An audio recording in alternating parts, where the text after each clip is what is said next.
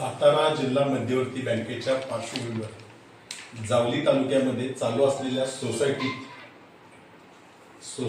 सोसायटीची जी सध्या ठराव घेण्याची प्रक्रिया चाललेली आहे त्याच्यामध्ये स्पष्टपणे दिसत आहे की लोकशाहीचं अवमूल्यन झालेलं आहे। संपूर्ण जावली तालुक्याची लोकांची अशी स्थिती निर्माण झालेली ही चाललेली अनावश्यक धावपळ जावली तालुक्याला च्या संस्कृतीला निश्चितच शोभणारी नाहीये। विशेषतः बसवे गटामध्ये जी परिस्थिती चाललेली ती अत्यंत चिंताजनक आहे। भोगोली आंबेगर करत या सोसायटीमधनं याची सुरुवात झाली। या सोसायटीचा ठराव करण्याच्या वेळेला येथील सचिवच काही लोकांनी गायब केला। जावली तालुक्यामध्ये ही पहिल्यांदा अशी घटना घडली की हा सचिवच गायब झाला। ही त्या महाशयाने म्हणजे ज्याला जे हे पुढे करत होता की ज्यांना त्या डीसीसी बँकेमध्ये उभं राहण्याचे त्यांनी नियोजन केलं त्यांनी त्यांच्या स्वभावाची चुनक दाखवली। त्याच्यानंतर इंदवलीमध्ये असाच राडा केला। त्याच्यानंतर आलेवाडी म्हणून गाव आहे तिथं सुद्धा असाच प्रकार केला। तिथल्या लोकांना तुमच्या नोकऱ्या घालवतो, तिथे जी अंगणवाडी सेविका आहे तिला नोकरीनं कमी करण्याची धमकी दिली। हे असे प्रकार यांनी चालू केले। काही संचालकांना कोंडून ठेवण्यात आलं। आखाडेमधला हा प्रकार तर हा सर्वोच्च प्रकार होता। आखाडेसारख्या 9 संचालकांच्या असलेल्या गावामध्ये कमीत कमी 400 ते 500 लोक बाहेरून आणून दहशत करण्याचा प्रयत्न केला। हा प्रकार झाला। नंतर स्वतःच्या हातेगर गावामध्ये असा प्रकार झाला की ह्यांना संचालकाचा ठराव घ्यायचा होता। त्याच्यासाठी यांनी पूर्णपणे गावामध्ये त्याच दिवशी मुद्दाम कार्यक्रम ठेवणं, सभेचं जागा बदलणं असे प्रकार केले। वातावरण एवढं तंग केलं की त्याच्यासाठी जसा सातारा जिल्हा परिषदेमध्ये निवडणुकीच्या वेळेला राडा झाला त्या पद्धतीने इथं राडा घडवून आणण्याकरता 300 पोलिसांची कुमक इथं आणली। बाकी तिथं जे असणारे 9 संचालक होते त्यातला एका संचालकाला 3 अपत्यामध्ये फॉर्म त्यांचा संचालकांचं पद हे बाद केलं। सदरच्या संचालक पद ज्यावेळेला बाद केलं त्यावेळेला असं निदर्शनास आलं की 2 तारखेमध्येच ते पद बाद केलं। वास्तविक AR ऑफिसनं सुद्धा 2 तारखेमध्ये निकाल अत्यंत जलद दिला। हा पूर्णपणे राजकीय दबावाखाली दिलेला निर्णय तो प्रकार झाला। त्याच्यानंतर सुद्धा असं लक्षात आलं तिथल्या संचालकांनी असा निर्णय घेतला की आम्हाला बाबा ह्या व्यक्तीला काही मतदान करायचं नाहीये। हे संचालक मंडळ सगळे निघून गेले। ह्यांच्याबरोबर राहिले 3च संचालक मंडळ। धमकी देणं हे करणे असे प्रकार चालू असल्यामुळे त्यातनं एक संचालक पुन्हा नाराज झाला। मतदानाच्या आदल्याच दिवशी देवदर्शनालाच निघून गेला की मला हे राजकारणच नकोय, हे अति होते। ह्या व्यक्तीकडे राहिले 2च संचालक। 2 संचालक राहिल्यानंतर लक्षात आलं की आपली आता पुरती बेआबरू झालेली आहे। मग ह्यांनी काय प्रकार केला हे संपूर्ण लक्षात आल्यानंतर त्यांनी जे प्रयत्न करत होते ते हुंगावमध्ये सन्माननीय जे आमदार साहेब होते यांच्या घरी ही व्यक्ती गेली। म्हणजे राजकारणातली स्वभावाचा नवीनच पायंडा ह्यांनी पाडला विरोधकांच्या दारात जाऊन। पण गेलेत कसे गेले? स्वतःच्या आजारी असणाऱ्या अर्धांगिनीला त्या माऊलीला घेऊन त्यांच्या दारात गेले। तिथनं त्या साहेबांना फोन लावला। साहेबांना फोन लावून साहेबांना सांगतात काय की मी तुमच्या दारात आलेले, मला संचालक मला निवडून यायचे, मला माझ्या नावाचा ठराव झाला पाहिजे, ते तुम्ही द्या आणि तुम्ही नाही देत नाही तर मी माझ्या पत्नीला इथं पेटवून देतो।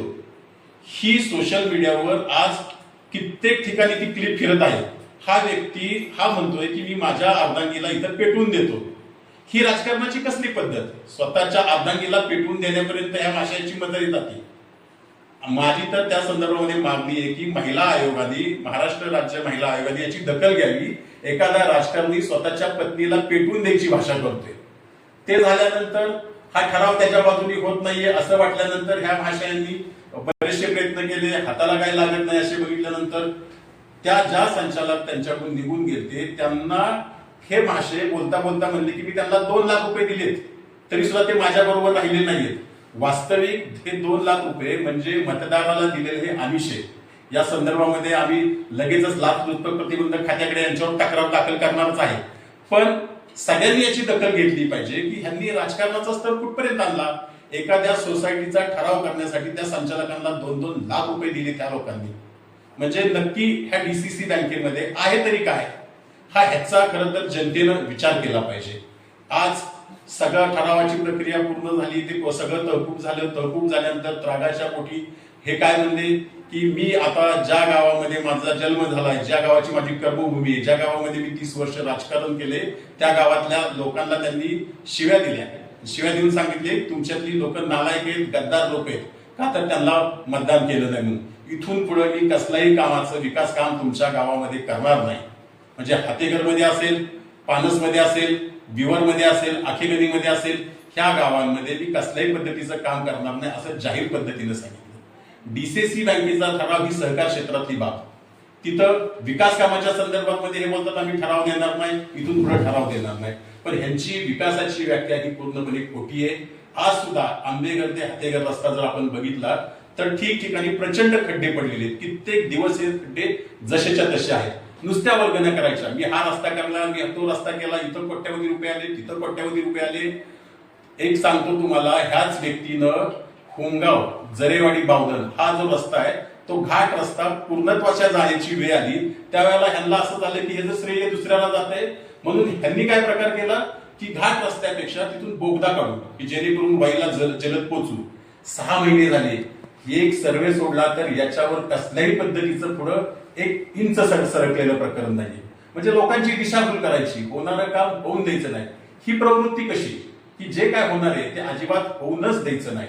अशा ठिकाणी हे करत असताना हुंगाव रस्त्याचं आज करर प्रति पंढरपूर म्हणून मिरवलं जातं. यांनी कररला आढावा मिटिंग घ्यायच्या, मी हे केलं मी ते केलं सांगायचं. जाताना जर आपण कररच्या शेजारचा पूल बघितला, 1-2 महिन्यामध्ये पुलाला चिरे पडलेत. तिथलं भरावाचं काम आहे, तिथं मोठी मोठी झाडांची लाकडं टाकलेली. हे नवीन तंत्रज्ञ यांनी विकसित केलंय का काय? कारण हेच सगळी इथले ठेकेदार नेमणं, हे करणं, त्याच्यावर दबाव करणं हीच लोक केली. त्या रस्त्यावर आज खड्डेच आहेत नुसते, रस्ता दिसत नाही. 1-1 फुटाचे रस्ते. आज 50,000 लोक पंढरपूरला जात असताना सगळं भाग त्या खड्ड्यातनं गेलं. ह्यांच्या विकासाच्या व्याख्या ह्या आहेत. 30 वर्ष झालं कसल्याही पद्धतीचं धरणाचं पाणी लोकांच्या शेतामध्ये आलेलं नाही. नक्की लोकांची दिशाभूल किती करतात, प्रचंडपणे दिशाभूल करतात. आणि ही दिशाभूल करत असताना लोकांना जे अपेक्षित आहे निधी देणार नाही, काही नाही, त्या असल्या वार्ता करतात. स्वतःचं जे कावडी नावाचं गाव आहे त्या गावामध्ये त्यांनी असा प्रकार केला की ते गाव राज्यस्तरावर येण्याकरता जी ह्या भागातली 42 गावं आहेत, ह्या 42 गावातला जो विकास कामांचा निधी आहे तो संपूर्ण स्वतःच्या गावामध्ये वळवला आणि ह्या 42 गावांना पूर्णपणे वंचित ठेवलं. आज 18 कामं तिथे चाललेली आहेत आणि बाकी गावामध्ये विकासाच्या योजना गेलेल्या सुद्धा नाहीत. स्वतःचं गाव डेव्हलप करणं म्हणजे दुसऱ्याच्या ताटातलं काढणं आणि स्वतःच्या ताटात आणणं, हा ह्यांचा विकास. म्हणजे जे चाललंय ते स्वयंकेंद्रित चाललंय, केंद्रित चाललंय. आज हेच व्यक्ती डीसीसी बँकेमध्ये मागील 5 वर्षामध्ये संचालक म्हणून कार्यरत होती. या संचालकांच्या कारकिर्दीमध्ये त्यांनी किती मुलांना कामाला लावलं हे यांनी सांगावं. हीच व्यक्ती जावली बँकेची मार्गदर्शक म्हणून कार्यरत आहे. स्वतःला जावली बँकेची सर्वेसर्वा समजते. गेल्या वर्षी जी जावली बँकेमध्ये भरती झाली, खरं तर ती भरती बेकायदेशीर आहेच, त्याच्याबद्दल दुमतच नाहीये. पण ह्या भरतीमध्ये जी लोक घेतली ती लोक खरंच गोरगरिबांची आहेत का हो? आज मी तुम्हाला सांगतो ही लोक गोरगरिबांची नाहीयेत. ह्या प्रत्येक लोकांकडून काही ना काहीतरी रक्कम घेऊनच त्यांनी लावलेली आहे.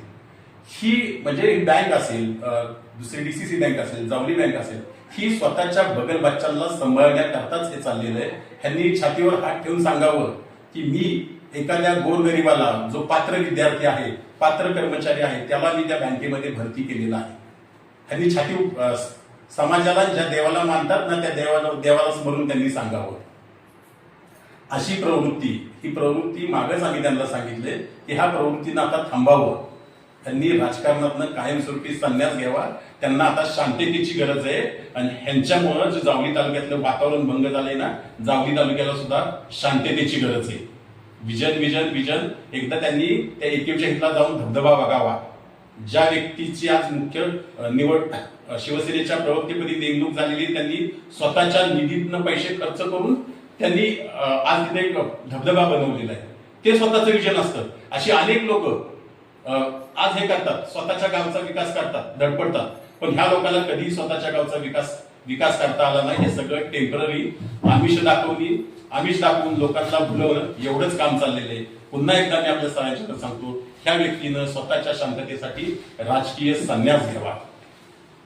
गेले काही दिवसापूर्वी जे जावलीमध्ये राजकारण चालले, त्या जावलीच्या राजकारणामध्ये भाजपचा जनाधार गेलेला आहे आणि हा जनाधार मेढा गटात कुसुंबी गणानं आणि मशिवे गणात पंचायत समिती गणामध्ये त्यांचा जो पराभव झाला याच्यावरून लक्षात आले की भाजपचा जनाधार जावळीतला गेलेला आहे आणि जनाधार गेल्यामुळं ही जी मंडळी खवळलेली चिडलेली आणि त्यांच्यामुळं हा जो बँकेच्या ठरावाचा सोसायटीच्या ठरावाचा जो प्रकार चालू आहे ते निव्वळ त्याच्यामुळं झालेला आहे.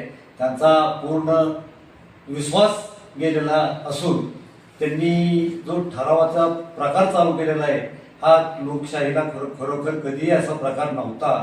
तो हा चालू आहे आणि ह्याची नोंद जावळीच्या जनतेने घेतलेली आहे. येणाऱ्या प्रत्येक निवडणुकीमध्ये भाजपचा पराभव हा जावळीची जनता निश्चितपणानं करणार आहे. तर त्यांनी आता संदीप दादांनी सांगितल्याप्रमाणे थांबण्याची गरज आहे, नाहीतर लोक त्यांना थांबवतात. त्यांची शंका जी होती की शशिकांत शिंदेच्या घरातील लोक आहेत, ज्या वेळेला साहिल तिथं आलंय, साहिल आल्यानंतर त्यांना घर उघडून वसंतराव मनकुंडला आत येऊन स्वतः पाहणी करा म्हणून सांगितलं. ते त्यांची मंडळी आणि मुलगा शशिकांत शिंदेच्या घरात आले. घरात आल्यानंतर त्यांनी पाहिलं वस्तू तिथे कुणीही नव्हती. त्यांच्या निदर्शनाला आलं पण त्यांना नंतर त्याला फाटा फोडून की यांना मागच्या दाराला तुम्ही काढून नेले असं म्हणून ते विषय तिथे संपला.